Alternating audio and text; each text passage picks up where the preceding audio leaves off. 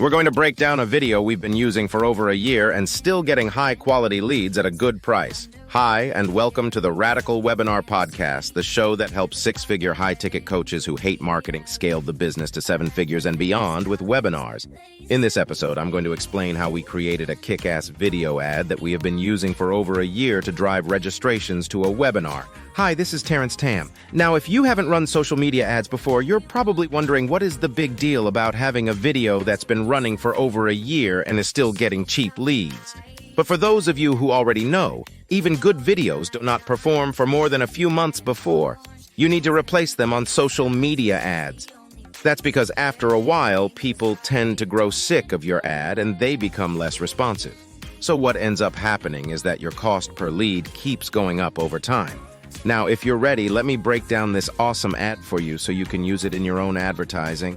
And you can fill up that next webinar, seminar, event, or even your appointment calendar. So with this video, the first thing we did at the start of the video is to catch people's attention by using an attention-grabbing tactic called trendjacking or newsjacking. In this case, our client teaches wealth building. And at that time, the Netflix show Money Heist was all the rage. So what we did was hitch on this popular show to get people's attention. We started the ad by saying, "Please don't bother planning a bank heist because I have a better way of getting the bank's money to make me rich. That is 100% legal." This opening helped us to get a ton of attention. And if you notice, it also generates curiosity because people who hear it will be wondering, how can I get money from the bank to make me rich without doing anything illegal? So here's the thing. What trends can you piggyback on to get people to notice your ad? Maybe something that's trending on social media or a popular movie or TV show, maybe an internet meme. The key is to find something that everyone's talking about that you can strongly relate to what you're offering. Like it would be hard for us to have related this client's offering to, say, another popular Netflix show at that time, like Umbrella Academy or Demon Slayer. What I'm saying is you have to pick the right trend to piggyback your message on. Otherwise, people cannot make the connection. Trust me, we have tested piggybacking on things that are popular, but were too remotely connected to the core message, and they didn't work. Bottom line is you want to find news and trends that are, number one, something that can connect with your author. Secondly, it needs to be a trend or news that your audience is familiar with. For example, if I use a hot trend on TikTok that only teenagers know about and I'm actually targeting their parents, then that is unlikely to work.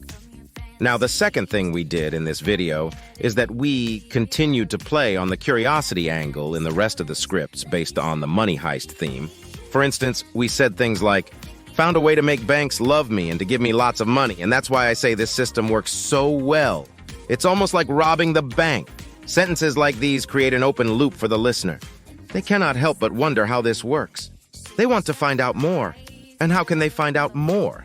Well, firstly, by listening to the rest of the video, and secondly, by registering for the webinar. Then we tell them what they need to do with the money once they get it from the bank, which is to invest in properties that are undervalued so that they can instantly build equity. Hey, Terrence, if you make it sound so good, who is going to believe you? I was just about to say that the next thing the script needs to have is address objections. For example, people might think, oh, it's because you've got a special relationship with the bank manager, or they might think that you need a certain amount of capital to get started. So in the script, we actually said, look, I don't have any special relationship with the bank manager. In fact, anyone with a stable job or business income can use this same method to get money from the bank. We also said things like, you will discover how my students who only have average incomes can build a multi-million property portfolio within a few years. After addressing some objections like these, what we then did was to give an overview of the system and the results of using it. The reason we do this is so that people will start understanding how this is possible. Here's what we said in the script. When I lost my business in 2008, I thought it would be very hard to get rich again. But once I discovered how I could keep getting money from banks, I kept using it to buy discounted properties. And I rebuilt my wealth and income in less than 2 years. Is this story all made up? No way, Debbie. You don't want to make anything up. You always want to tell the truth if you are in this game for the long haul. Because if people discover you're making stuff up, your reputation is going to take a hit, and no amount of money is worth losing your reputation and brand over. And in the final part of the video, what we did was we painted a picture of what they would get if they took action immediately. So listen to the first call to action. Now, if you're interested in discovering my unique strategy, then click this video to sign up for my upcoming free web class. The reason we say this is because we want to say that, but our legal bank heist strategy is unique and they cannot get it anywhere else.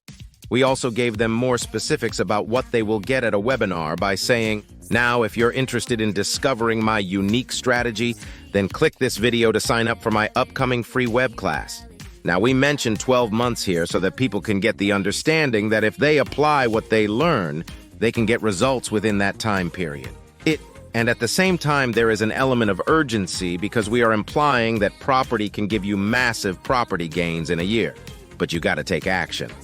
Then we also mentioned that there's this other thing that they'll learn. And you will discover how to buy discounted properties the way I do. This is a big benefit for them to join and attend the webinar. I mean, who doesn't want to get great deals at a discounted price, right? That's a lot of information. Can you sum it up for me? I certainly can, Debbie. So here it is. Step 1. We hook them with a current trend or news item that's hot and that our target audience is aware of. Step 2.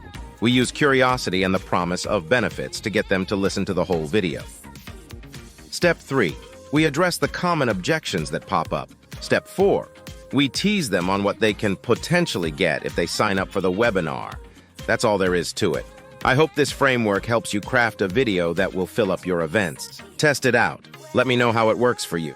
And while we're here, I just want to let you know that you can still get my new book for free in its PDF form. Simply head over to leadsearchbook.com. That is LEAD, lead search, SURGE, book, BOOK.com. So that's leadsearchbook.com. It's written specifically for experts and coaches who want to know what marketing funnels will work for the business. I personally break down 8 different funnels that work best. So go grab it now at leadsearchbook.com. Thanks for listening. In the next solo episode, I will talk about our top 5 secrets on how to get 1,000 to 2,000 people to sign up for every one of your webinars. So it's all about scaling without hitting a ceiling or experiencing a shocking spike to your ad costs. So make sure you join me then. And don't forget to check out the interviews we're doing with successful 7-figure founders each week on this podcast. I'll see you in the next episode.